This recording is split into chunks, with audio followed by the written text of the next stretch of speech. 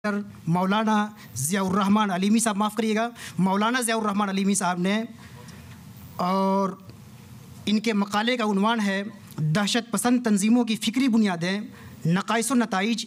ये उन्वान है, लेकिन दरअसल ये पूरा मकाला इनका अल-हक़्क़ुल मुबीन फ़ी रद्द मन तलाअब बिद्दीन का ख़ुलासा है। बहुत खूबसूरत ख़ुलासा किया है इन्होंने, ऐसा ख़ुलासा कि ये ख़ुद अपने आप में मुस्तकिल एक किताबचे की शक्ल उसने इख्तियार कर लिया है, और कहीं से कहीं तक ख़ुलासा नहीं लग रहा है बल्कि असल लग रहा है, उस पर असल का गुमान हो रहा है। हमारे मजमूए मकालात में शामिल चंद मकालात में से एक मकाला मौलाना ज़ियाउर-रहमान अलीमी उस्ताज़ जामिया आरिफिया सैयद सरामा इलाहाबाद का भी है। आप तशरीफ़ लाएँ, अपना मकाला पेश करें, और चूँकि आप बाद में आए हैं कोशिश करें कि हमें पर्ची ना देनी पड़े, इसलिए कि वक्त बहुत ज़्यादा हो गया है, इसका ख्याल रखिएगा। बिस्मिल्लाहिर्रहमानिर्रहीम, नहमदुहु व नुसल्ली अला रसूलिहिल करीम, अम्मा बाद। इंतहाई काबिल एहतराम सदूर तमाम उलमा व मशाइख, हाज़रीन व सामईन, अस्सलामु अलैकुम व रहमतुल्लाह।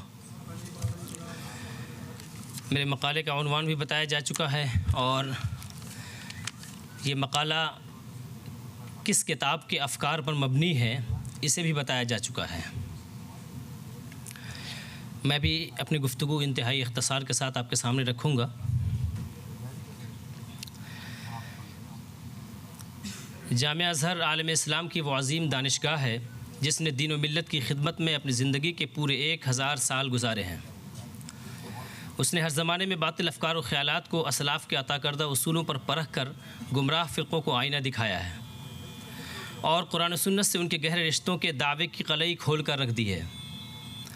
इसी दानिशकदे के परवरदा डॉक्टर उसामा सैयद महमूद अज़हरी, जिनका लाइफ़ टाइम मिशन ही ये है कि अज़हर के इल्मी मनहज का इहया किया जाए, इस्लाम की सही, मुतदिल, मुतवाज़िन और पुरअमन मुतवारिस तफ़हीम को आम किया जाए, और हर उस तफ़हीम को मुस्तरद कर दिया जाए जिसमें दीन इस्लाम को एक पुरतशद्दुद, गैर मुतदिल और नामूसे अक़्ल व फ़ितरत से बरसरे पैकार दीन के तौर पर पेश किया गया हो। डॉक्टर मौसूफ़ की किताब अल-हक़्क़ुल मुबीन फ़ी रद्द अला मन तलाअब बिद्दीन ऐसी ही एक इल्मी व तजज़ियाती काविश है, जिसमें इख़वानुल मुस्लिमीन से लेकर दाइश तक दीन के नाम पर जज्बात का इस्तेहसाल करने वाली दहशत व खून रेज़ी की सौदागर तंजीमों को असलाफ़ के उन रहनुमा उसूल और इल्मी मयार के कटहरे में ला खड़ा किया गया है, और दीन इस्लाम जो अपने नुसूस और मफ़ाहीम के साथ मुतवारिस व मुतवातिर है, उसकी अदालत में उनकी फ़िक्रों का मुक़द्दमा रख कर इंसाफ़ की फ़रियाद की गई है। इस किताब में असलाफ़ के जिन उसूल व मयार पर उन मुनहरिफ तंजीमों के अफ़कार को परखा गया है, उसके नुमाइंदे के तौर पर अज़हर के उस इल्मी मनहज को पेश किया गया है जिसमें 1000 साला तजर्बा और हज़ारहा उलमाए रब्बानियीन का तवारुस शामिल है। मौलिफ़ ने तशद्दुद के अलमबरदार उन जमातों की फ़िक्री असास की तलाश व जुस्तजू में जिन अफ़कार को महवरी करार दिया है वो दर्ज झैल हैं। नंबर 1, गैरुल्लाह की हाकिमियत कबूल करने का मसला। नंबर 2, जाहिलियत का मफ़हूम। तीसरा, दारुल इस्लाम और दारुल कुफ्र का मफ़हूम। नंबर 4, ये नज़रिया कि फ़तह नुसरत के वादे सिर्फ़ जिहादियों के लिए हैं, जिहाद का मफ़हूम। नंबर 5। नंबर 6, तमकीन फ़िल अर्द, ज़मीन पर गलबा का मफ़हूम। नंबर 7, वतन का मफ़हूम। और नंबर 8, उनका एक मज़ऊमा सो कॉल्ड इस्लामिक प्रोजेक्ट है, उसका मफ़हूम।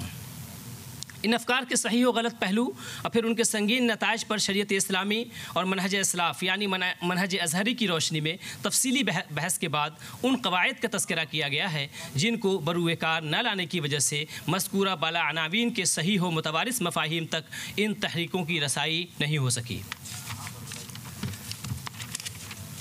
उन अफ़कार की थोड़ी सी तफसील।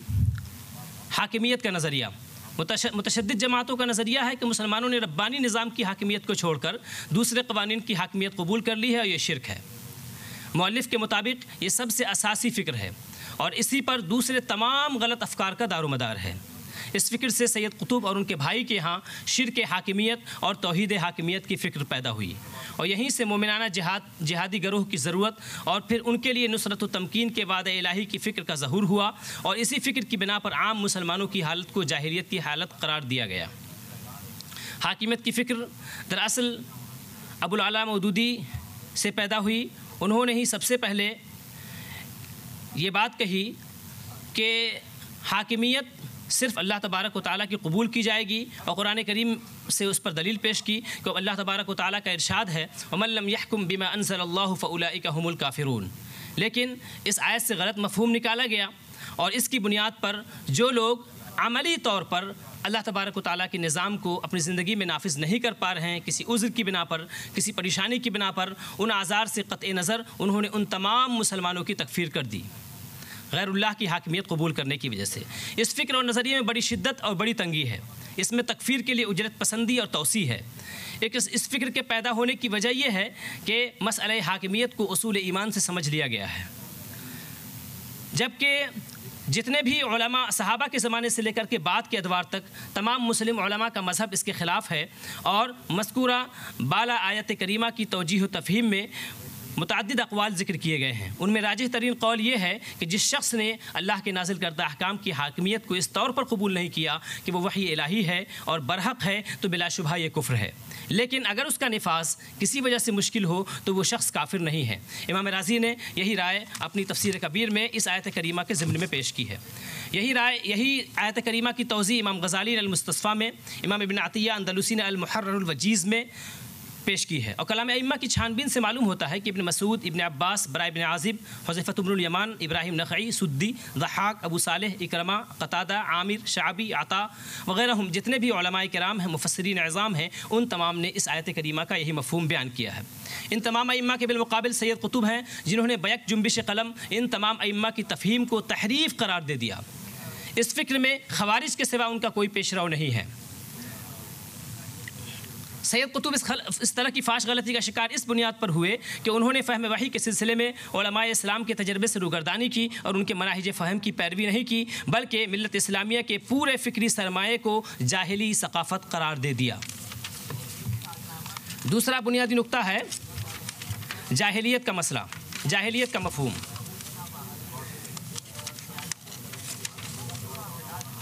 متشدد جماعتوں کا نظریہ ہے کہ موجودہ مسلم معاشرہ بھی عہد نبوی سے قبل والا جاہلی معاشرہ ہے، اور اس معاشرے کے خاتمے اور نئے اسلامی معاشرے کی تشکیل کے لیے موجودہ جاہلی معاشرے اور ایسی حکومتوں سے ٹکر لینا، ان کے خلاف بغاوت کرنا اور ہتھیار اٹھانا ناگزیر ہے۔ اس نظریے کی بنیاد پر دنیا میں دہشت پسندی کا بازار گرم ہوا، اور پوری دنیا کو جاہلیت قرار دے کر کے، تمام اسلامی ممالک کو جاہلیت میں گرفتار قرار دے کر کے ان کے خلاف اپنے گمان کے مطابق جہاد یعنی دہشت گردی کی شروعات کی گئی۔ سید قطب کا موقف یہ ہے کہ ملت اسلامیہ کفر و شرک اور زمان جاہلیت کی طرف مکمل طور سے پلٹ چکی ہے۔ فی ظلال القرآن نامی اپنی کتاب، اپنی تفسیر میں انہوں نے اس نظریے کا بار بار اعادہ کیا ہے۔ اس نظریے کا حاصل یہ ہے کہ دنیا سے دین اسلام ختم ہو چکا ہے اور اللہ کی روئے زمین پر صرف شرک و کفر پھیلا ہوا ہے۔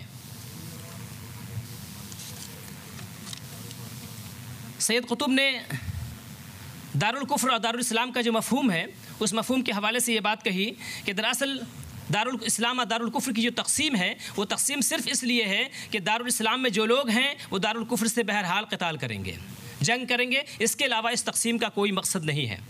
جبکہ یہ فکر ہمارے علماء اسلام کی متوارث تفہیم کے مخالف ہے۔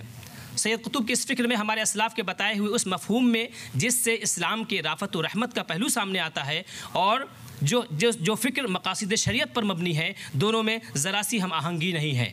فقہاء اسلام کی جانب سے پیش کی گئی دارالاسلام اور دارالکفر کی تعبیر کی حیثیت اس زمانے کے لحاظ سے وہی ہے جو آج کے بین الاقوامی تعلقات کی ہے، انٹرنیشنل ریلیشنز کی ہے۔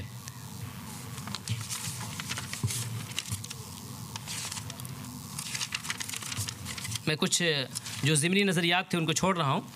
جہاد کا مفہوم، دہشت پسندوں کے نزدیک جہاد کا مفہوم یہ ہے کہ دنیا کے لوگ چونکہ غیر اللہ کی حاکمیت قبول کر چکے ہیں، مسلمان پھر سے زمانے جاہلیت کی طرف پلٹ چکے ہیں، اس طرح لوگ کفر و شرک کے مرتکب ہو گئے ہیں اور ایک طویل زمانے سے دنیا میں دین مٹ چکا ہے، اس لیے ان تمام مسلم حکام کی معزولی اور ان کے اوپر قتل و غارت گری، ان پر حملہ کرنا یہ ضروری ہے، ان کو ہٹانا ضروری ہے۔ جبکہ علماء اسلام کے مطابق جو جہاد کا مفہوم ہے وہ جہاد کا مفہوم ایک وسیع مفہوم ہے، یہ ایک عمدہ اور پرنور عمل ہے جس کی متعدد صورتیں ہیں۔ چنانچہ جہاد قلب سے بھی ہوتا ہے، دعوت دین، اقامت حجت، بیان و تبیین، رائے و تدبیر کے ذریعے بھی جہاد ہوتا ہے۔ البتہ کبھی ایسی ایمرجنسی کی صورتحال ہوتی ہے کہ جب شر و فساد کے خاتمے کے لیے قتال اور جنگ ناگزیر ہو جاتی ہے۔ ان کی تفصیلات کے لیے کتب فقہا کی طرف رجوع کیا جا سکتا ہے۔ ان دہشت گرد تنظیموں کا یہ بھی نظریہ ہے کہ یہ جو جہادی کوششیں ہیں ان کی، دراصل اس جہادی کوشش میں اللہ تبارک و تعالیٰ کی تائید اور ان کی حمایت حاصل ہے، اور جب وہ ایسی کوششیں کریں گے، لوگوں کو قتل کریں گے، لوگوں کو ماریں گے، تو اللہ تبارک و تعالیٰ کی حمایت انہیں حاصل ہوگی، اللہ تبارک و تعالیٰ کی تائید حاصل ہوگی، اور ان کو اللہ تبارک و تعالیٰ تمکین فی الارض یعنی زمین پر غلبہ عطا فرمائے گا۔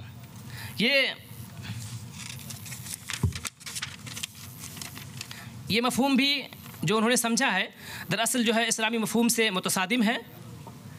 اسی طرح سے ان دہشت گردوں کے ہاں وطن کا مفہوم بھی بڑا مختلف ہے۔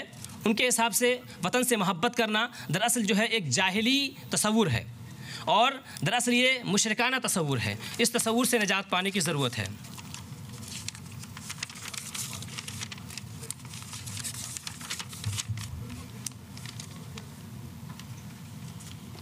بہت سی اسلامی اصطلاحوں کا صحیح مفہوم نہ سمجھ پانے کی وجہ سے پوری دنیا خصوصاً عالم اسلام، امت مسلمہ اور مذہب اسلام پر اس کے گہرے اثرات مرتب ہوئے۔ چنانچہ حاکمیت کا مفہوم غلط سمجھنے کی وجہ سے، اور اس کے علاوہ جو دوسرے نظریات بیان کیے گئے ان کا مفہوم غلط سمجھنے کی وجہ سے پوری دنیا میں دہشت گرد تنظیمیں پیدا ہوئیں، مثلاً اخوان، القاعدہ، التکفیر والہجرہ، اور اس طرح کی دوسری تنظیمیں سامنے آئیں۔ خلاصہ کلام یہ ہے کہ سید قطب سے لے کر اب تک جتنی بھی دہشت پسند جماعتیں وجود میں آئی ہیں، سب کی فکری بنیادیں انہی بیان کردہ افکار و آراء پر ہیں۔ حیرت ہوتی ہے کہ ان میں آپس میں کس قدر فکری مماثلتیں پائی جاتی ہیں۔ مقالہ نگار کے خیال میں مؤلف کتاب نے بڑی گہرائی سے سید قطب اور ان کی کوکھ سے پیدا ہونے والے تمام تنظیموں اور ان کے افکار کا مطالعہ کیا ہے، اور بہت سلیقے سے علمی انداز میں ان پر تنقید کی ہے۔ مؤلف نے یوں تو اپنی کتاب میں عرب دنیا سے تعلق رکھنے والے دہشت پسند افراد، ان کے لٹریچر اور ان کی تنظیموں کا تجزیہ کیا ہے، لیکن حقیقت یہ ہے کہ ان کا تجزیہ بر صغیر ہند و پاک اور دنیا بھر کی دہشت پسند تنظیموں پر پوری طرح منطبق ہوتا ہے۔ اور یہ کہنا بھی صحیح ہوگا کہ اس کتاب کو بنیاد بنا کر پوری دنیا کی عموماً اور بر صغیر ہند و پاک کی تمام بنام اسلام دہشت گرد تنظیموں کی خصوصاً فکری تاریخ لکھی جا سکتی ہے، اور ان کے دہشت گردانہ اقدامات کی روشنی میں ان کے افکار و خیالات کی عملی مثالیں پیش کی جا سکتی ہیں۔ السلام علیکم۔